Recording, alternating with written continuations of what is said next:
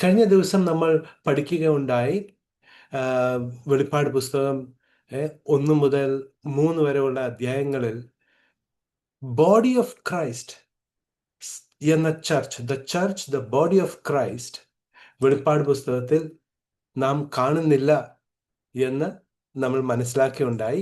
7 സഭകൾക്ക് കൊടുത്ത ഡോക്ട്രിൻസ് അല്ല the body of Christ, ക്രിസ്തുവിന്റെ ശരീരമാകുന്ന സഭയ്ക്ക് പൗലോസ് അപ്പോസ്തലനിൽ കൂടി കർത്താവായ യേശു ക്രിസ്തു നൽകിയത് എന്ന് നമുക്ക് മനസ്സിലാക്കുവാൻ ഇടയായി. ഇന്ന് നമ്മൾ അല്പം കൂടെ മുൻപോട്ട് പോവുകയാണ്. വെളിപ്പാട് പുസ്തകം 4:5. ഇന്ന് നമ്മൾ പഠിക്കാൻ പോകുന്നത് is the rapture of the body of Christ, the church, the body of Christ in Revelation 4 verse 1. വെളിപ്പാട് 4-ാം അധ്യായത്തിൽ സഭയുടെ ഉൾപ്രാവണമാണോ?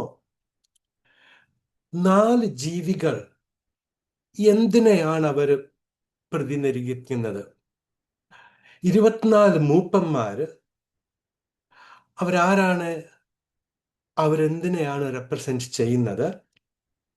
4-ാമത്തെ കാര്യം, ക്രിസ്തുവിന്റെ ദൈവത്വത്തെ എങ്ങനെയാണ് വെളിപ്പാട് പുസ്തകം 4-5 അധ്യായത്തിൽ നമുക്ക് കാണാൻ കഴിയുന്നത്? The deity of Jesus Christ. ഈ 4 കാര്യങ്ങൾ നമുക്കൊന്ന് വെളിപ്പാട് പുസ്തകം 4-5 അധ്യായത്തിൽ നമുക്കൊന്ന് നോക്കാം. വെളിപ്പാട് പുസ്തകം 4-ന്റെ 1-ാമത്തെ വാക്യം നമുക്കൊന്ന് വായിച്ചു കേൾക്കാം. അനന്തരം സ്വർഗത്തിൽ ഒരു വാതിൽ തുറന്നിരിക്കുന്നത് ഞാൻ കണ്ടു. കാഹളനാദം പോലെ എന്നോട് സംസാരിച്ചു കേട്ട ആദ്യത്തെ ശബ്ദം എന്നോട്, ഇവിടെ കയറി വരിക, മേലാൽ സംഭവിപ്പാനുള്ളത് ഞാൻ നിനക്ക് കാണിച്ചു തരാം എന്ന് കൽപ്പിച്ചു. Price the Lord. ഈ ഭാഗം ട്രഡീഷണലി നൂറ്റാണ്ടുകൾ കൊണ്ട് ചർച്ച് ഫാദേഴ്സും തിയോളജൻസും പറയുന്നത് വെളിപ്പാട് 1-ാം അധ്യായം മുതൽ 3-ാമത്തെ അധ്യായം വരെ ദ ചർച്ച് ഹിസ്റ്ററി, ഈ 4-ാം അധ്യായത്തിന്റെ 1-ാമത്തെ വാക്യം റാപ്ചറിനെ കാണിക്കുകയാണ്. അതിനുശേഷം സഭ ഭൂമിയിലില്ല, സഭയോടൊപ്പം പരിശുദ്ധാത്മാവും എടുക്കപ്പെട്ടു. അപ്പോൾ എതിർ ക്രിസ്തുവിനെ തടുക്കുന്ന പരിശുദ്ധാത്മാവ് ആ സഭയോട് കൂടെ അങ്ങ് എടുക്കപ്പെട്ടത് കൊണ്ട് ഇനി ഇപ്പൊ എതിർ ക്രിസ്തു അവന്റെ പൂർണ്ണ ബലത്തിൽ വെളിപ്പെടുകയാണ് എന്നാണ് നമ്മളെല്ലാവരും കേട്ടിട്ടുള്ളത്, അല്ലേ? നമ്മുടെ സഭയിലൊക്കെ നമ്മൾ പലരും കേട്ടിട്ടുള്ളത് ഇങ്ങനെയാണ്, അല്ലേ? 4-ാം അധ്യായത്തിൽ റാപ്ചർ. പക്ഷെ അങ്ങനെയാണോ? നമ്മളിത് വായിക്കുമ്പോൾ ഇവിടെ ഒരു കാഹളം മുഴങ്ങുന്നില്ല. വാസ്തവത്തിൽ കാഹളനാദം പോലെ ദൈവത്തിന്റെ ശബ്ദമാണ്, അല്ലെ?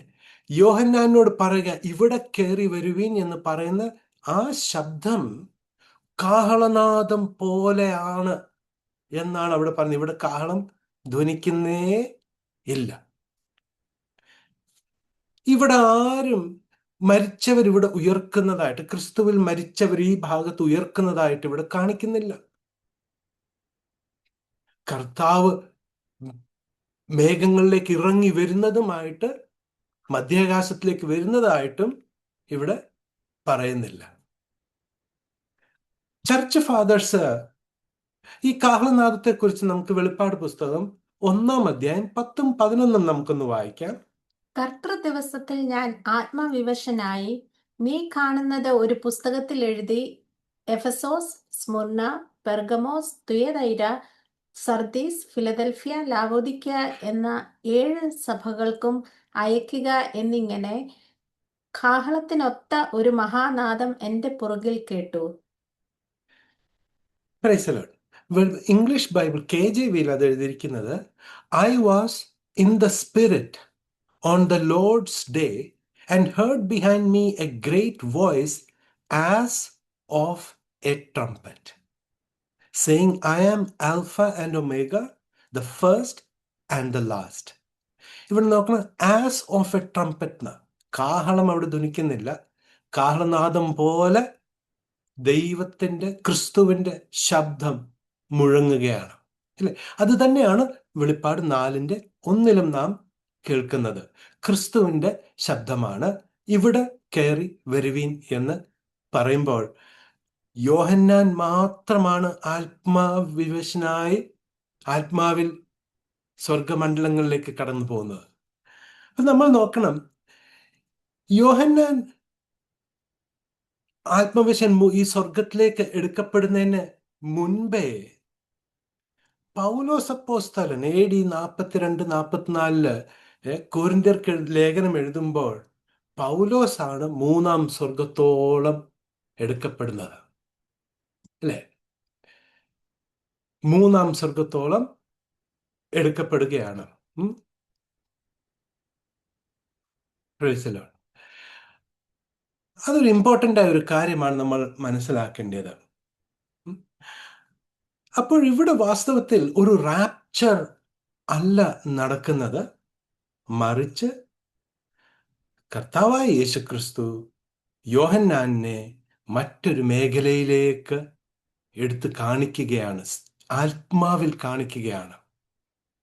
യോഹന്നാന്റെ ശരീരം അവിടെ പത്മോസ് ദ്വീപിൽ തന്നെ ഉണ്ട്, പക്ഷെ ആത്മാവിൽ. എഹെസ്കേലിനെ കഴിഞ്ഞ വീഡിയോയിൽ നമ്മൾ കേട്ടായിരുന്നല്ലോ, എങ്ങനെ എഹെസ്കേലിനെ പുറകോട്ട് കൊണ്ടുപോയി എന്തുകൊണ്ട് ദൈവം തൻ്റെ ജനത്തെ തൻ്റെ ശത്രുക്കളുടെ കയ്യിൽ ഏൽപ്പിച്ചു കൊടുത്തു, അതിൻ്റെ കാരണങ്ങൾ കാണിക്കുകയുണ്ടായി. അപ്പോൾ തന്നെ എഹെസ്കേലിനെ 1000 വർഷം മുൻപോട്ട് കൊണ്ടുപോയിട്ട് 1000 ആണ്ട് വാഴ്ചയിൽ യെരുശലേമിൽ നിന്ന് സ്വർഗത്തിൽ നിന്ന് ഇറങ്ങി വരുന്ന പുതിയ യെരുശലേം, ആ മന്ദിരത്തിൻ്റെ മഹത്വത്തെ കാണിക്കുകയായിരുന്നു, ഇല്ലേ? അതെല്ലാം ആത്മാവിലാണ് നടക്കുന്നത്. അതുപോലെ യോഹന്നാൻ അപ്പോസ്തലനെ കർത്താവ് ആത്മാവിൽ സ്വർഗീയ സിംഹാസനത്തിൻ്റെ കാഴ്ച കാണിക്കുകയായിരുന്നു ചെയ്തത്. അവിടെ റാപ്ചർ നടക്കുന്നില്ല. അടുത്ത കാര്യം,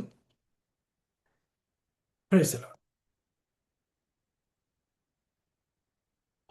Who does John the Apostle represent? Several church fathers, അനേക സഭാപിതാക്കന്മാരും വേദപണ്ഡിതന്മാർ വെളിപ്പാട് പുസ്തകം 4-ന്റെ 1-ാമത്തെ അധ്യായം, ആ 1-ാമത്തെ വാക്യമൊക്കെ വായിച്ച് ആ ഒരു ഭാഗത്തിന്റെ അടിസ്ഥാനത്തിൽ പറയുകയാണ്, യോഹന്നാൻ സഭയുടെ ഒരു റെപ്രസെന്റേറ്റീവ് ആണ്. അപ്പോൾ കർത്താവ് ഇവിടെ കയറി വരുമ്പോൾ എന്ന് പറയുമ്പോൾ, യോഹന്നാൻ അവിടെ ചെല്ലുമ്പോൾ അത് സഭയുടെ റാപ്ചറിനെ കാണിക്കുകയാണെന്ന്. വാസ്തവത്തിൽ യോഹന്നാൻ ഏത് സഭയുടെ റെപ്രസെന്റേറ്റീവ് ആണ്? യോഹന്നാൻ ലിറ്റിൽ ഫ്ലോക്ക് ചർച്ച്, അല്ലെങ്കിൽ കർത്താവായ യേശുക്രിസ്തു ആരംഭിച്ച യഹൂദരുടെ ചെറിയ ആട്ടിൻകൂട്ടം സഭയുടെ റെപ്രസെന്റേറ്റീവാ. പക്ഷെ ബോഡി ഓഫ് ക്രൈസ്റ്റിന്റെ റെപ്രസെന്റേറ്റീവ് അല്ല യോഹന്നാൻ. യോഹന്നാൻ സുവിശേഷം പറയുമ്പോൾ യോഹന്നാൻ 1-ാമത്തെ അധ്യായത്തിൽ നമ്മൾ കാണുന്നത് എന്താണ്? യോഹന്നാൻ പറയുക, ഞങ്ങൾ കണ്ടതും ഞങ്ങൾ കേട്ടതും ഞങ്ങളുടെ കരങ്ങൾ കൊണ്ട് അവനെ സ്പർശിച്ചു, അല്ലേ? ക്രിസ്തുവിൻ്റെ ഡോക്ട്രിൻ കർത്താവിൽ നിന്ന് ഡയറക്റ്റ്ലി യോഹന്നാൻ കേട്ടത് ആണ് യോഹന്നാൻ പഠിപ്പിച്ചതും പ്രസംഗിച്ചതും, അല്ലേ? യോഹന്നാൻ അടങ്ങുന്ന 12 ശിഷ്യന്മാരോട് കർത്താവായ യേശുക്രിസ്തു എന്തുവാണ് പറഞ്ഞത്? നിങ്ങൾ ജാതികളുടെ അരികിൽ പോകരുത്, സമരിയ പട്ടണത്തിൽ പോകരുത്, ഇസ്രായേലിൻ്റെ ചിതറിക്കിടക്കുന്ന ആട്ടിൻകൂട്ടങ്ങളുടെ അടുക്കൽ അത്ര എന്നെ അയച്ചിരിക്കുന്നു.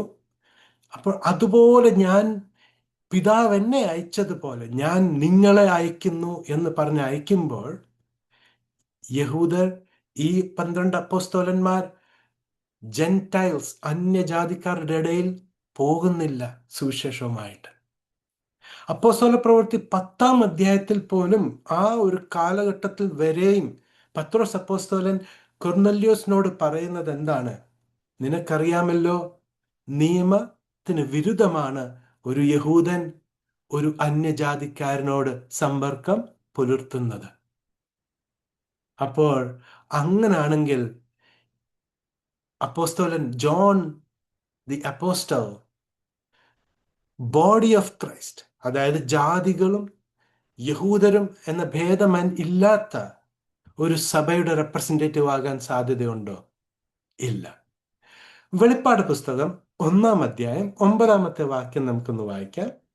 നിങ്ങളുടെ സഹോദരനും യേശുവിന്റെ കഷ്ടതയിലും രാജ്യത്തിലും സഹിഷ്ണുതയിലും കൂട്ടാളിയുമായ യോഹന്നാൻ എന്ന ഞാൻ ദൈവവചനവും യേശുവിന്റെ സാക്ഷ്യവും നിമിത്തം പത്മോസ് എന്ന ദ്വീപിലായിരുന്നു. ഇംഗ്ലീഷ് KJV നമുക്ക് വായിക്കുമ്പോൾ, I John, who also am your brother and a companion in tribulation and in the kingdom and patience of Jesus Christ. അപ്പോൾ യോഹന്നാൻ ആരോടാണ് പങ്കാളിത്തം? The little flock church. ആരോടാണ് യോഹന്നാൻ അപ്പോസ്തലന് കമ്പാനിയൻഷിപ്പ്? ദാനിയേലിന്റെ പ്രവചനത്തിലെ 70-ാമത്തെ ആഴ്ച, അതായത് ആ ഉപദ്രവകാലം, മഹോപദ്രവകാലത്തിൽ കൂടി കടന്നു പോകുന്ന യഹൂദ ചെറിയ കൂട്ടം, യഹൂദ ശേഷിപ്പുമായിട്ടാണ് യോഹന്നാന്റെ കമ്പാനിയൻഷിപ്പ്, കൂട്ടായ്മ. അപ്പൊ മനസ്സിലാകുന്നുണ്ടോ പ്രിയമുള്ളവരെ? പൗലോസ് അപ്പോസ്തലൻ പറയുന്നത് എന്താണ്? ഞാൻ ക്രിസ്തുവിനെ എങ്ങനെ പിന്തുടരുന്നു, അങ്ങനെ നിങ്ങളും എന്നെ പിന്തുടരുക. Follow me as I follow Christ. പൗലോസ് അപ്പോസ്തലൻ ബോഡി ഓഫ് ക്രൈസ്റ്റിനോട് പറഞ്ഞിരിക്കുന്നത് എങ്ങനെയാണ്? പൗലോസ് അപ്പോസ്തലൻ എങ്ങനെ കർത്താവിനെ അനുകരിക്കുന്നു, അത് മാതൃകയാക്കി നിങ്ങളും കർത്താവിനെ എന്നെ പൗലോസിനെ അനുഗ്രഹിക്കുക. പൗലോസ് എങ്ങനെ കർത്താവിനെ അനുകരിക്കുന്നു? ചുരുക്കി പറഞ്ഞാൽ പൗലോസ് പറഞ്ഞ എന്തോ? കർത്താവിനെ അനുകരിക്കുക. എങ്ങനെ അനുകരിക്കണം? പൗലോസ് അനുകരിക്കുന്നത് പോലെ. രക്ഷയുടെ സുവിശേഷം, രക്ഷയുടെ ഡോക്ട്രിൻ എല്ലാം വിശ്വാസത്താൽ, കൃപയാൽ, കർത്താവ് കാൽവറി ക്രൂശിൽ നിവർത്തിച്ച പ്രവൃത്തിയിലുള്ള പൂർണ്ണ ആശ്രയത്താൽ, അല്ലേ? അപ്പോൾ ആ ഒരു കാര്യം നമുക്ക് മനസ്സിലായി എന്ന് ഞാൻ വിശ്വസിക്കുന്നു. അപ്പോസ്തലനായ യോഹന്നാൻ യഹൂദ ശേഷിപ്പിന്റെ റെപ്രസെന്റേറ്റീവ്. 7 സഭകൾക്ക് കൊടുത്ത ഡോക്ട്രിൻ നമ്മൾ കഴിഞ്ഞ വീഡിയോയിൽ നമ്മൾ ഒന്ന് പഠിച്ചതാണ്. രക്ഷ വിശ്വാസവും പ്രവൃത്തിയും അടിസ്ഥാനത്തിലാണ്. ഒരു വിശ്വാസി അന്ത്യം വരെ വിശ്വസ്തനായിരുന്നാൽ മാത്രമേ രക്ഷ പ്രാപിക്കുകയുള്ളൂ. ന്യായപ്രമാണം പാലിക്കുന്നവനാണ് യഥാർത്ഥ believer. Commandment keeping plays a significant role in identifying true believers. യോഹന്നാന്റെ 3 ലേഖനങ്ങളിൽ നമുക്ക് കാണാൻ കഴിയും how to identify a false believer. കള്ള സഹോദരനെ എങ്ങനെ കണ്ടുപിടിക്കുക? ആള് പ്രമാണം കാക്കുകയില്ല, തമ്മിൽ സ്നേഹിക്കുകയില്ല.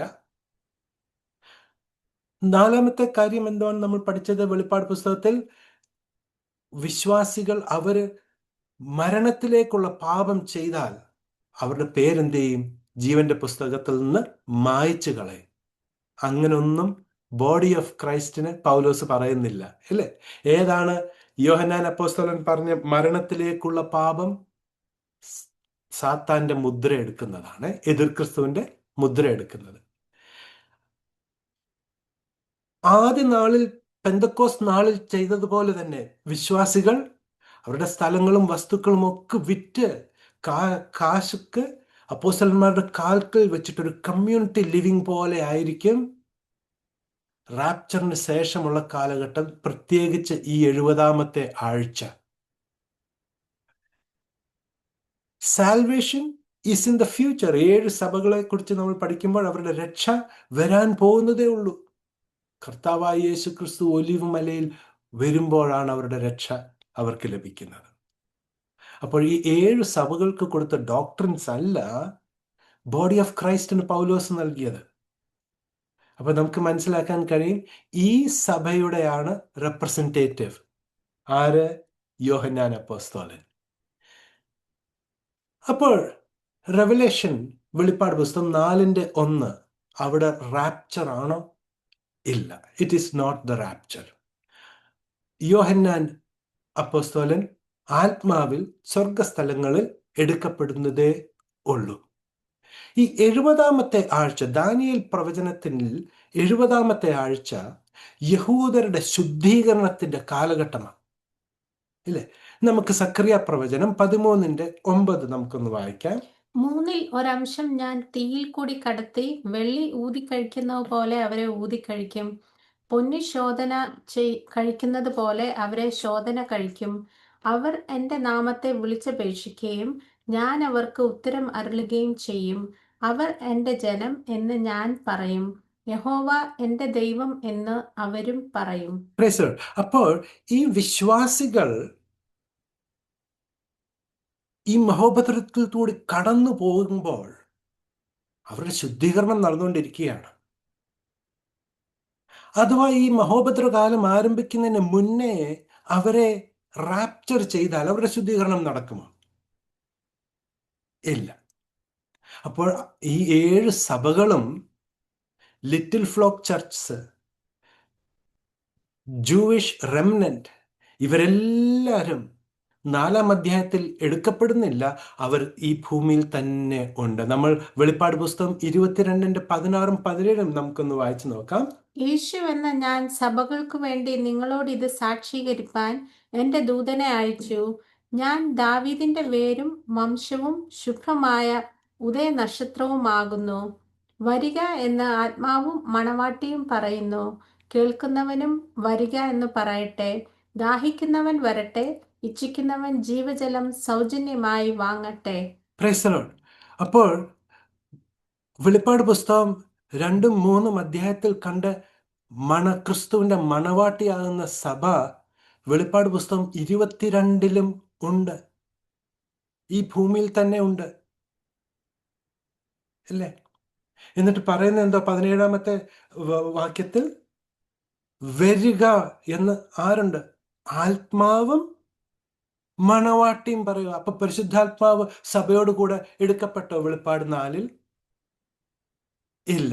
അപ്പോൾ പിന്നെ ആരായിരുന്നു എതിർ ക്രിസ്തുവിന്റെ വരവിനെ തടഞ്ഞു നിന്നത്? പരിശുദ്ധാത്മാവായിരുന്നു? അല്ല. ദ ബോഡി ഓഫ് ക്രൈസ്റ്റ്, ക്രിസ്തുവിന്റെ ശരീരമാകുന്ന സഭ, കൃപായുഗത്തിലെ ആ സഭ. ആ സഭ എടുക്കപ്പെട്ടു റാപ്ചർ ആയതിനു ശേഷമാണ് വെളിപ്പാട് പുസ്തകത്തിന്റെ കാര്യങ്ങൾ നടക്കുന്നത്.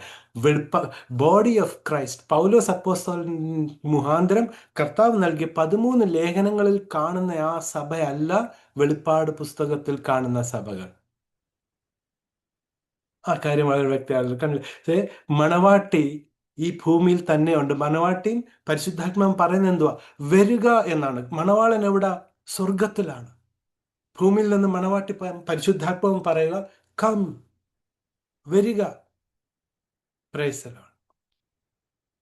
ഇപ്പൊ നമുക്ക് മുൻപോട്ട് പോകാം.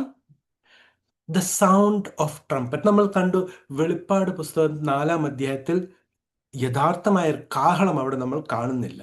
എന്നാൽ ബോഡി ഓഫ് ക്രൈസ്റ്റ് സഭയുടെ റാപ്ചർ എങ്ങനെയാണെന്ന് നമുക്ക് നോക്കാം. 1 കൊരിന്ത്യർ 15-ന്റെ 51-ഉം 52-ഉം 1 തെസ്സലോനിയർ 4-ന്റെ 16-ാം വാക്യവും നമുക്ക് വായിക്കാം. ഞാൻ ഒരു മർമ്മം നിങ്ങളോട് പറയാം. നാം എല്ലാവരും നിദ്ര കൊള്ളുകയില്ല. എന്നാൽ കാഹളനാദത്തിങ്കൽ പെട്ടെന്ന് കണ്ണിമയ്ക്കുന്നിടയിൽ നാം എല്ലാവരും രൂപാന്തരപ്പെടും. കാഹളം ധ്വനിക്കും. മരിച്ചവർ അക്ഷയരായി ഉയർക്കുകയും നാം രൂപാന്തരപ്പെടുകയും ചെയ്യും. 1 തെസ്സലോനിയർ 4:16. കർത്താവ് തൻ ഗംഭീരനാദത്തോടും പ്രധാന ദൂതന്റെ ശബ്ദത്തോടും ദൈവത്തിന്റെ കാഹളത്തോടും കൂടെ സ്വർഗത്തിൽ നിന്ന് ഇറങ്ങി വരികയും ക്രിസ്തുവിൽ മരിച്ചവർ മുമ്പ് ഉയർത്തെഴുന്നേൽക്കുകയും ചെയ്യും. Price the Lord. ഈ 2 വാക്യങ്ങൾ നമ്മൾ കണ്ടു. യഥാർത്ഥമായിട്ട് കാഹളം ധ്വനിക്കുന്നുണ്ട്, അല്ലേ? The real trumpet instrument. അങ്ങനല്ല വെളിപ്പാട് പുസ്തകം 4-ാം അധ്യായത്തിൽ നമ്മൾ കണ്ട്. അപ്പൊ നമ്മുടെ 2-ാമത്തെ വിഷയം, 4 ജീവികൾ എന്തിനെയാണ് പ്രതിനിധീകരിക്കുന്നത്? What do the four beast represent? നമുക്ക് വായിക്കാം.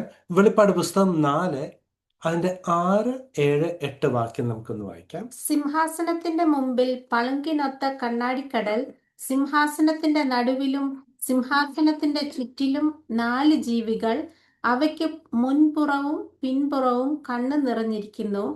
ഒന്നാം ജീവി സിംഹത്തിന് സദൃശം, രണ്ടാം ജീവി കാളയ്ക്ക് സദൃശം, മൂന്നാം ജീവി മനുഷ്യനെപ്പോലെ മുഖമുള്ളതും, നാലാം ജീവി പറക്കുന്ന കഴുകിന് സദൃശം.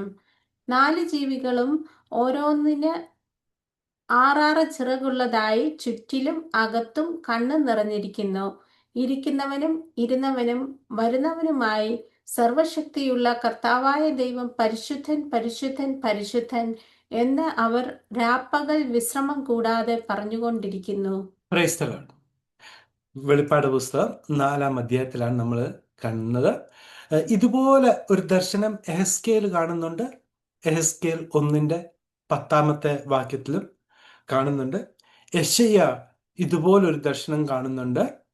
നമുക്ക് ഈ 4 ജീവികളെ കുറിച്ച് പഠിക്കുമ്പോൾ ഇസ്രായേലിന്റെ ക്യാമ്പ്, ഇസ്രായേൽ മരുഭൂമിയിൽ യഹോവയുടെ കൂടാരത്തിന് ചുറ്റും ദൈവം അവർക്കൊരു ഓർഡർ കൊടുത്തായിരുന്നു. സംഖ്യാപുസ്തകം 2-ാം അധ്യായം 17-ാം വാക്യം, ആ ഒരു അധ്യായം നമ്മൾ വായിക്കുമ്പോൾ ടാബർനാക്കിളിന് ചുറ്റും ലേവി ഗോത്രമാണ്. 4 വശത്തും ഏറ്റവും അടുത്തുള്ളത് ലേവി ഗോത്രമാണ്. അതിന് നോർത്ത് ആയിട്ട് 3 ഗോത്രം, ദാൻ, ആശേർ, നഫ്താലി. ആൻഡ് വെസ്റ്റിൽ എഫ്രൈം, മനശ്ശെ, ബെന്യാമിൻ. അതിൻ്റെ സൗത്തിൽ റൂബേൻ, സിമെയോൻ, ഗാദ്. അതിൻ്റെ ഈസ്റ്റ് സൈഡിൽ യൂദ, ഇസാഖർ, സെബലൂൺ. ഇങ്ങനെ 12 ഗോത്രങ്ങൾ അണിഞ്ഞ് അവരുടെ ഓർഡർ അനുസരിച്ച് അവർ പാളയം ഇട്ടിരിക്കുകയാണ്. അപ്പോൾ ഇതിൻ്റെ നോർത്ത് സൈഡിൽ ഉള്ള ക്യാമ്പിന് പറയുന്നത് ദ ക്യാമ്പ് ഓഫ് ഡാൻ എന്നാണ്. ദാനിൻ്റെ കൂടാരം എന്നാണ് അതിന് കളക്റ്റീവ്ലി പറയുന്നത്. അതിൻ്റെ ചിത്രം ഈഗിളായിരുന്നു, കഴുകനായിരുന്നു അതിൻ്റെ അടയാളം, അവരുടെ അടയാളം. അതുപോലെ ദ ക്യാമ്പ് ഓഫ് എഫ്രൈം, അവരുടെ അടയാളം, അവരുടെ ചിഹ്നം കാളയ. എന്നിട്ട് റൂബേന്റെ കൂടാരങ്ങൾക്ക് ഒരു മനുഷ്യന്റെ മുഖമായിരുന്നു അവരുടെ ചിഹ്നം. യഹൂദയുടെ ക്യാമ്പ് കൂടാരത്തിന്റെ ചിഹ്നം ഒരു സിംഹമായിരുന്നു. ഇതേ കാര്യം നമുക്ക് കാണാൻ കഴിയും 4 സുവിശേഷങ്ങളിൽ. ലൂക്കോസ് മത്തായി കർത്താവിനെ കാണിക്കുന്നത് യഹൂദരുടെ രാജാവായിട്ടാണ്, അതായത് സിംഹമായിട്ട്. മാർക്കോസ് ക്രിസ്തുവിന്റെ മനുഷ്യത്വത്തെ കാണിക്കുന്നു, ദ ഹ്യൂമാനിറ്റി ഓഫ് ക്രൈസ്റ്റ്, ഒരു മനുഷ്യന്റെ മുഖമായിട്ട് കാണിക്കുകയാണ് ക്രിസ്തുവിന്റെ ഹ്യൂമാനിറ്റി. എഫ്രൈം, അത് ലൂക്കോസ്, ഒരു കർത്താവിന്റെ വിശ്വസ്ത ദാസനായി, അല്ലെങ്കിൽ ദ സഫറിംഗ് സെർവൻറ്റ്, കഷ്ടം സഹിക്കുന്ന വിശ്വസ്ത ദാസനായിട്ട് കാണിക്കുകയാണ്, ദ ഓക്സ്. യോഹന്നാൻ അപ്പോസ്തലൻ കർത്താവിനെ കാണിക്കുന്നത് ഉയരത്തിൽ നിന്ന് വന്നവൻ, ദ ഈഗിൾ ആയിട്ടാണ് കാണിക്കുന്നത്. അപ്പോൾ പ്രിയമുള്ളവരെ, the son of God, eagle, ഉയരത്തിൽ നിന്ന് വന്ന ദൈവത്തിന്റെ പുത്രൻ എന്നുള്ള രീതിയിലാണ് യോഹന്നാൻ അപ്പോസ്തലൻ കാണിച്ചിരിക്കുന്നത്. അപ്പൊ പ്രിയമുള്ളവരെ, നിങ്ങൾ കാണുന്നുണ്ടോ 4 സുവിശേഷം കൂടാരത്തിന്റെ 4 ചുറ്റും പാളയം അണിഞ്ഞിരിക്കുന്ന ഓരോ ക്യാമ്പിന്റെ അവരുടെ ചിഹ്നവുമായിട്ട് മാച്ച് ചെയ്യുകയാണ്. ചുരുക്കി പറഞ്ഞാൽ ഈ 4 ജീവികൾ ഇസ്രായേലിന്റെ റെപ്രസെന്റേഷനാണ്. ദൈവ സന്നിധിയിൽ സ്വർഗത്തിൽ സിംഹാസനത്തിന് മുൻപിൽ 4 ജീവികൾ, 4നും ഈ മുഖങ്ങൾ ഉണ്ട്. അവർ റെപ്രസെന്റ് ചെയ്യുന്ന ഇസ്രായേലിനെയാണ്. ഓക്കെ, നമുക്ക് മുൻപോട്ട് പോകാം. 24 മൂപ്പന്മാർ ആരെ ആണ് അവർ പ്രതിനിധീകരിക്കുന്നത്? Who are the 24 elders and who do they represent? നമ്മൾ ഈ കാര്യങ്ങൾ സെർച്ച് ചെയ്താൽ പല പല ആം, കാര്യങ്ങൾ പലരും പറയുന്നുണ്ട്. നമുക്ക് തിരുവചനത്തിന്റെ വെളിച്ചത്തിൽ നമുക്ക് നോക്കാം. 24 മൂപ്പന്മാരെ അനേക ഇടത്ത് വെളിപ്പാട് പുസ്തകത്തിൽ കാണാൻ കഴിയും. നമുക്ക് അവരെ ഐഡന്റിഫൈ ചെയ്യാൻ 4ഉം 5ഉം അധ്യായത്തിൽ നിന്ന് നമുക്ക് ഐഡന്റിഫൈ ചെയ്യാൻ പറ്റും അവര് ആരാണെന്ന്. നമുക്ക് വെളിപ്പാട് പുസ്തകം 4ന്റെ 4ഉം 10ഉം 11ഉം ഒന്ന് വായിക്കാം. സിംഹാസനത്തിന്റെ ചുറ്റിലും 24 സിംഹാസനം, വെള്ളയുടുപ്പ് ധരിച്ചും കൊണ്ട് സിംഹാസനങ്ങളിൽ ഇരിക്കുന്ന 24 മൂപ്പന്മാർ, അവരുടെ തലയിൽ പൊൻകിരീടം. 24 മൂപ്പന്മാരും സിംഹാസനത്തിൽ ഇരിക്കുന്നവന്റെ മുമ്പിൽ വീണു എന്നേക്കും ജീവിച്ചിരിക്കുന്നവനെ നമസ്കരിച്ചു. കർത്താവെ, നീ സർവവും സൃഷ്ടിച്ചവനും എല്ലാം നിന്റെ ഇഷ്ടം ഹേതുവാൽ ഉണ്ടായതും സൃഷ്ടിക്കപ്പെട്ടതും ആകയാൽ മഹത്വവും ബഹുമാനവും ശക്തിയും കൈക്കൊള്ളുവാൻ യോഗ്യൻ എന്നും പറഞ്ഞുകൊണ്ട് തങ്ങളുടെ കിരീടങ്ങളെ സിംഹാസനത്തിൻ മുൻപിൽ ഇടും. Praise the Lord. ഇനിയും ഇവരെ ഐഡന്റിഫൈ ചെയ്യാൻ നമുക്ക് വെളിപ്പാട് പുസ്തകം 5-ാം അധ്യായം 8, 9, 10 വാക്യം നമുക്ക് വായിക്കാം. വാങ്ങിയപ്പോൾ 4 ജീവികളും 24 മൂപ്പന്മാരും ഓരോരുത്തൻ വീണയും വിശുദ്ധന്മാരുടെ പ്രാർത്ഥന എന്ന ധൂപവർഗം നിറഞ്ഞ പൊൻകലശവും പിടിച്ചുകൊണ്ട് കുഞ്ഞാടിന്റെ മുൻപാകെ വീണു. പുസ്തകം വാങ്ങുവാനും അതിന്റെ മുദ്ര പൊട്ടിപ്പാനും നീ യോഗ്യൻ.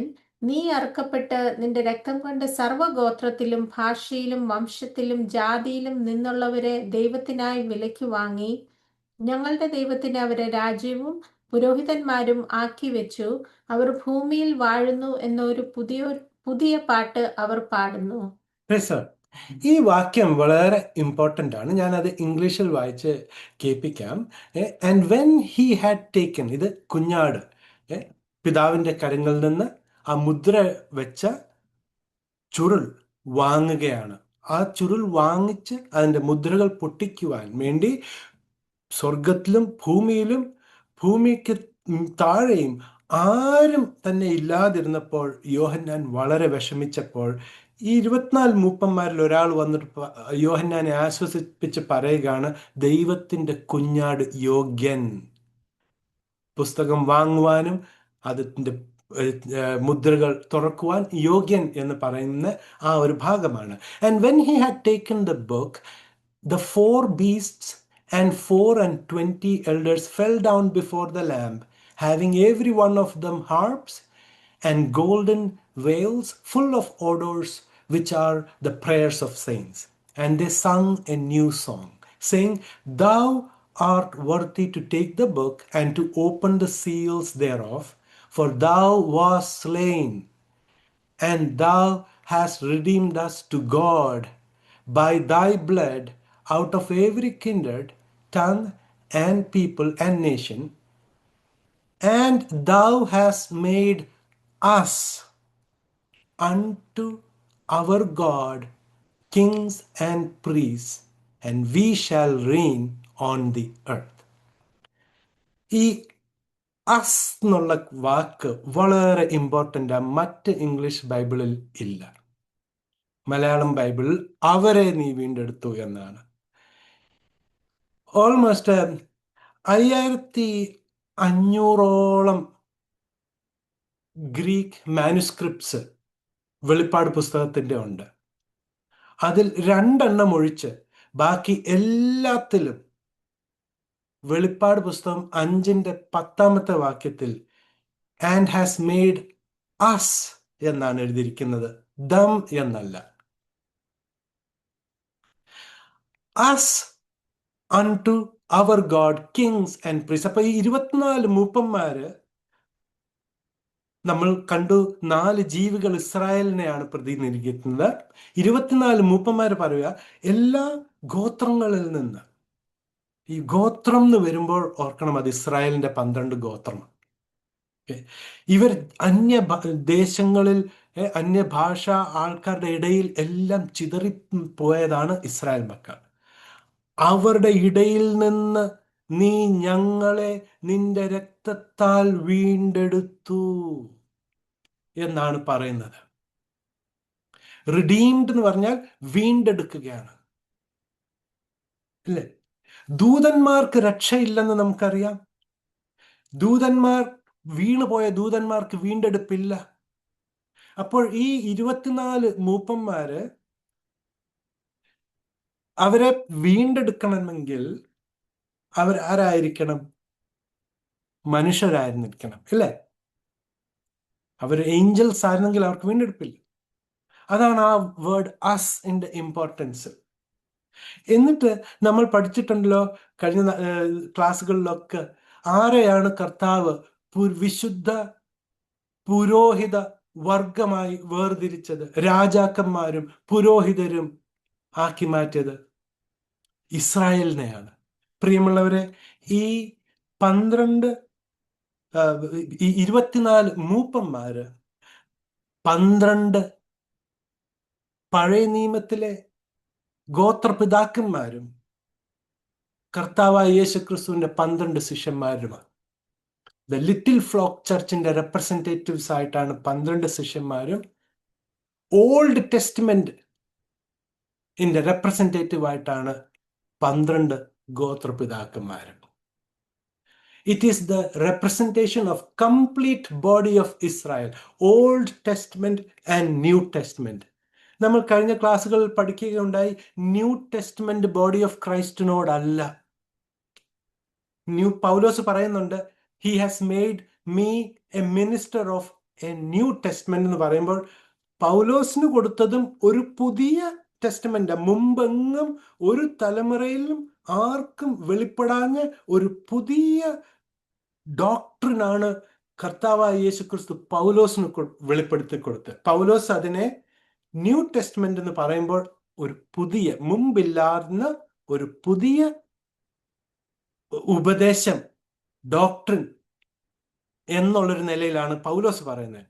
അതേസമയം എഹെസ്കേൽ പ്രവചനത്തിലും യെരമ്യാവിലും യെശയ്യാവിലും എഴുതിയിട്ടുണ്ട്, മുൻപേ പ്രവചന പദ്ധതിയുടെ ഭാഗമായിട്ട് എഴുതിയിട്ടുണ്ട്, ആ നാളിൽ ഞാൻ അവരോട് ഒരു പുതിയ നിയമം ചെയ്യും, എൻ്റെ കൽപ്പനകളെ ഞാൻ കല്ലിന്മേൽ അല്ല അവരുടെ ഹൃദയത്തിൻ്റെ പലകകൾമേൽ ഞാൻ കുത്തും, എഴുതും എന്നുള്ള ആ ന്യൂ ടെസ്റ്റ്മെന്റ് ആണ് ഇസ്രായേലിനോട് ചെയ്യുന്നത്. അപ്പോൾ നമുക്ക് മനസ്സിലാകുന്നുണ്ടല്ലോ, 24 elders are a complete is a representation of the complete body of Israel, Old Testament and the New Testament. വെളിപ്പാട് പുസ്തകം 4-5 കർത്താവായ യേശുക്രിസ്തുവിന്റെ ദൈവത്വത്തെക്കുറിച്ച് കാണിക്കുന്നുണ്ട്. The deity of Jesus Christ in the book of Revelation chapter 4 and 5. നമുക്ക് വായിക്കാം. വെളിപ്പാട് പുസ്തകം 4-ാം അധ്യായം 8, 9, 10, 11 വാക്യം കൂടെ വായിക്കാം. 4 ജീവികളും ഓരോന്നിന് 6 ചിറകുള്ളതായി ചുറ്റിലും അകത്തും കണ്ണു നിറഞ്ഞിരിക്കുന്നു. ഇരിക്കുന്നവനും ഇരുന്നവനും വരുന്നവനുമായി സർവശക്തിയുള്ള കർത്താവായ ദൈവം പരിശുദ്ധൻ, പരിശുദ്ധൻ, പരിശുദ്ധൻ എന്ന് അവർ രാപ്പകൽ വിശ്രമം കൂടാതെ പറഞ്ഞുകൊണ്ടിരിക്കുന്നു. എന്നേക്കും ജീവിച്ചിരിക്കുന്നവനായി സിംഹാസനത്തിൽ ഇരിക്കുന്നവന് ആ ജീവികൾ മഹത്വവും ബഹുമാനവും സ്തോത്രവും കൊടുക്കുമ്പോഴൊക്കെയും 24 മൂപ്പന്മാരും സിംഹാസനത്തിൽ ഇരിക്കുന്നവന്റെ മുൻപിൽ വീണു എന്നേക്കും ജീവിച്ചിരിക്കുന്നവനെ നമസ്കരിച്ചു. കർത്താവേ, നീ സർവവും സൃഷ്ടിച്ചവനും എല്ലാം നിന്റെ ഇഷ്ടം ഹേതുവാൽ ഉണ്ടായതും സൃഷ്ടിക്കപ്പെട്ടതും ആകയാൽ മഹത്വവും ബഹുമാനവും ശക്തിയും കൈക്കൊള്ളുവാൻ യോഗ്യൻ എന്നും പറഞ്ഞുകൊണ്ട് തങ്ങളുടെ കിരീടങ്ങളെ സിംഹാസനത്തിന് മുൻപിൽ ഇടും. Price the Lord. അപ്പോൾ ഇവിടെ സിംഹാസനത്തിൽ ഇരിക്കുന്നത് ആരാണ്? കർത്താവായ യേശു ക്രിസ്തുവാണ്, അല്ലേ? എന്നിട്ട് അവർ ആരാധിക്കുമ്പോൾ അതിന്റെ 11-ാമത്തെ വാക്യത്തിൽ ആണ് വളരെ ഇമ്പോർട്ടൻ്റ് ആയ കാര്യം, thou art worthy, O Lord, to receive glory and honor and power, for thou hast created all things, and for thy pleasure they are and were created. അതാണ് ഇവിടുത്തെ ഇമ്പോർട്ടൻ്റ് ആയ ഒരു കാര്യം. സിംഹാസനത്തിൽ ഇരിക്കുന്ന ആള് ആണ് സകലതിൻ്റെയും സൃഷ്ടികർത്താവ്. അത് ആരാണ് സൃഷ്ടി ചെയ്തത്? കൊലോസ്യർക്കെഴുതിയ ലേഖനം 1:16 നമുക്കൊന്ന് വായിച്ചു നോക്കാം. സ്വർഗത്തിലുള്ളതും ഭൂമിയിലുള്ളതും ദൃശ്യമായതും അദൃശ്യമായതും, സിംഹാസനങ്ങളാകട്ടെ, കർത്തൃത്വങ്ങളാകട്ടെ, വാഴ്ചകൾ ആകട്ടെ, അധികാരങ്ങളാകട്ടെ, സകലവും അവൻ മുഖാന്തരം സൃഷ്ടിക്കപ്പെട്ടു. അവൻ മുഖാന്തരവും അവനായിട്ടും സകലവും സൃഷ്ടിക്കപ്പെട്ടിരിക്കുന്നു. അവൻ സർവത്തിനും മുൻപേയുള്ളവൻ, അവൻ സകലത്തിനും ആധാരമായിരിക്കുന്നു. Praise the Lord. യോഹന്നാൻ 1:3, ഹെബ്രായർക്ക് എഴുതിയ ലേഖനം 1:2 ഇതേ ആശയമാണ് നാം വായിക്കുമ്പോൾ നമുക്ക് മനസ്സിലാകുന്നത്. സകലതും ക്രിസ്തുവിനാൽ സൃഷ്ടിക്കപ്പെട്ടു. മലയാളം ബൈബിളിൽ അവൻ മുഖാന്തരം എന്നുള്ള വാക്കാണ് എഴുതിയിരിക്കുന്നത്. അത് ഇംഗ്ലീഷ് ബൈബിളിൽ KJV ഒഴിച്ച് ബാക്കി എല്ലാ ബൈബിളിലും ത്രൂ ഹിം എന്നാണ്. ഈ ത്രൂ ഹിം എന്നുള്ളത് അതൊരു തെറ്റായ ഒരു ട്രാൻസ്ലേഷനാണ്. അതെന്തിനാന്ന് വെച്ചാൽ, ആദ്യം പിതാവ് ക്രിസ്തുവിനെ സൃഷ്ടിച്ചു, പിന്നെ ക്രിസ്തുവിൽ കൂടി ബാക്കി സകലതും സൃഷ്ടിച്ചു എന്ന് വരുത്തുവാൻ വേണ്ടിയുള്ള ഒരു ശ്രമമാണ് ത്രൂ ഹിം. പക്ഷെ KJVയിൽ എല്ലായിടത്തും by him. For by him were all things created that are in heaven and that are in earth, visible, invisible, whether they be thrones or dominions or principalities or powers. All things were created by him and for him, and he is before all things, and by him all things consist. അവനാൽ സൃഷ്ടിക്കപ്പെട്ടു. അവനാണ് സൃഷ്ടികർത്താവ്. അതാണ് വെളിപ്പാട് പുസ്തകം 4:11 സിംഹാസനത്തിനിരിക്കുന്ന മുൻപിൽ വീണ് പറയുന്നത്, O Lord, you are worthy to receive glory and honour and power, for thou hast created all things. Praise the Lord. Hallelujah. നമുക്ക് ക്രിസ്തുവിന്റെ ദൈവത്വത്തെ കുറിച്ച് 5-ാമത്തെ അധ്യായത്തിൽ നമുക്ക് നോക്കാം. വെളിപ്പാട് പുസ്തകം 5, 11, 12, 13, 14 വാക്യം നമുക്കൊന്ന് വായിക്കാം. പിന്നെ ഞാൻ ദർശനത്തിൽ സിംഹാസനത്തിന്റെയും ജീവികളുടെയും മൂപ്പന്മാരുടെയും ചുറ്റിലും ഏറിയ ദൂതന്മാരുടെ ശബ്ദം കേട്ടു. അവരുടെ എണ്ണം 10,000 10,000-ഉം 1,000 1,000-ഉം ആയിരുന്നു. അവർ അത്യുച്ചത്തിൽ അറുക്കപ്പെട്ട കുഞ്ഞാടി ശക്തിയും ധനവും ജ്ഞാനവും ബലവും ബഹുമാനവും മഹത്വവും സ്തോത്രവും ലഭിപ്പാൻ യോഗ്യൻ എന്ന് പറഞ്ഞു. സ്വർഗത്തിലും ഭൂമിയിലും ഭൂമിക്ക് കീഴിലും സമുദ്രത്തിലുമുള്ള സകല സൃഷ്ടിയും അവയിലുള്ളത് ഒക്കെയും സിംഹാസനത്തിൽ ഇരിക്കുന്നവനും കുഞ്ഞാടിനും സ്തോത്രവും ബഹുമാനവും മഹത്വവും ബലവും എന്നേക്കും ഉണ്ടാകട്ടെ എന്ന് പറയുന്നത് ഞാൻ കേട്ടു. 4 ജീവികളും ആമേൻ എന്ന് പറഞ്ഞു. മൂപ്പന്മാർ വീണു നമസ്കരിച്ചു. Price the Lord. ഇവിടെ വളരെ ശ്രദ്ധിക്കേണ്ട ഒരു കാര്യം, ഇവിടെ 24 മൂപ്പന്മാരും 4 ജീവികളും ദൂതന്മാരും സെപ്പറേറ്റ് ആയിട്ട് ആണ് ഐഡന്റിഫൈ ചെയ്തിരിക്കുന്നത്, ഇല്ലേ? ദൂതന്മാരിൽ ഉൾപ്പെടുന്നതല്ല 24 മൂപ്പന്മാര്. ഹെവൻലി ബീങ്സിൽ ഉൾപ്പെടുന്ന ആൾക്കാരല്ല 24 മൂപ്പന്മാർ. അത് സെപ്പറേറ്റ് ആയിട്ട് പറഞ്ഞിരിക്കുന്നത്. ഇവിടെ ശ്രദ്ധിക്കണം, കഴിഞ്ഞ വാക്യത്തിൽ സിംഹാസനത്തിൽ ഇരിക്കുന്നവനായിട്ട് ആരെയാണ് ചിത്രീകരിച്ചത്? ക്രിസ്തുവിനെയാണ്, ഇല്ലേ? ഇവിടെ ഈ 13-ാമത്തെ വാക്യത്തിൽ പിതാവായ ദൈവം സിംഹാസനത്തിൽ ഇരിക്കുന്നു, പുത്രനും അവിടെ ഉണ്ട്. എന്നിട്ട് ഇവർ ആരാധിക്കുന്ന 2 പേർക്കും ആരാധന കൊടുക്കുകയാണ്. ഒരേപോലുള്ള ആരാധന 2 പേർക്കും. ആൾക്കാർ പറയും യേശുക്രിസ്തു വെറും ഒരു കുഞ്ഞാട് മാത്രമേ ആയിരുന്നു. അല്ല, വെറും കുഞ്ഞാടാണെങ്കിൽ പിതാവായ ദൈവത്തിന് ഏത് ആരാധന കൊടുക്കുന്നോ അതേ ആരാധനയാണ് പുത്രനാം കർത്താവിനും കൊടുക്കുന്നത്. അതേ ഡ്യൂറേഷൻ. ഏതാ? എന്നേക്കും. നമുക്ക് ആ 13-ഉം 14-ഉം വാക്യം നമുക്കൊന്ന് വായിക്കാം. മലയാളത്തിൽ 12 മുതൽ വായിക്കാം.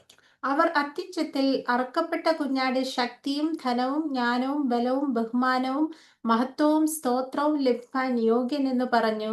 സ്വർഗത്തിലും ഭൂമിയിലും ഭൂമിക്ക് കീഴിലും സമുദ്രത്തിലും ഉള്ള സകല സൃഷ്ടിയും അവയിലുള്ളതൊക്കെയും സിംഹാസനത്തിൽ ഇരിക്കുന്നവനും കുഞ്ഞാടിനും സ്തോത്രവും ബഹുമാനവും മഹത്വവും ബലവും എന്നേക്കും ഉണ്ടാകട്ടെ എന്ന് പറയുന്നത് ഞാൻ കേട്ടു. Price the Lord. ഈ ഒരു ആരാധനയിൽ every creature which is in heaven and on earth, under the earth, and such as are in the sea, and all of them that are in them, heard I saying, blessing and honor and glory and power be unto him that sitteth upon the throne and unto the Lamb forever and ever. ഈ ഒരു വർഷിപ്പിൽ the body of Christ സ്വർഗമണ്ഡലത്തിൽ നിന്ന് ആരാധിക്കുന്നു. The little flock church, the Israel kingdom programme, എല്ലാവരും ഒരുമിച്ച് everywhere കർത്താവിനെ ആരാധിക്കുകയാണ്. നമുക്ക് ദൈവത്തെ സ്തുതിക്കാം. വളരെ നന്ദി ഉണ്ട് നിങ്ങൾ ടൈം എടുത്ത് ഇത് കണ്ടിൽ. God bless you all. I hope it is a blessing for everyone. അപ്പൊ നമ്മൾ മനസ്സിലാക്കി വെളിപ്പാട് പുസ്തകം 4-ാം അധ്യായത്തിൽ റാപ്ചർ അല്ല, ജസ്റ്റ് യോഹന്നാൻ മേളിൽ പോകുന്നു, സ്വർഗത്തിൽ ചെന്ന് സ്വർഗീയ ദർശനങ്ങൾ കാണുന്നു. അതാണ് കാര്യങ്ങൾ. 24 മൂപ്പന്മാരെ പ്രതിനിധീകരിക്കുന്നു, 4 ജീവികൾ ആരെ പ്രതിനിധീകരിക്കുന്നു, ക്രിസ്തുവിന്റെ ദൈവത്വത്തെക്കുറിച്ച് നമ്മൾ ഇന്ന് പഠിക്കുകയുണ്ടായി. ദൈവം ഓരോരുത്തരെയും അനുഗ്രഹിക്കുമാറാകട്ടെ.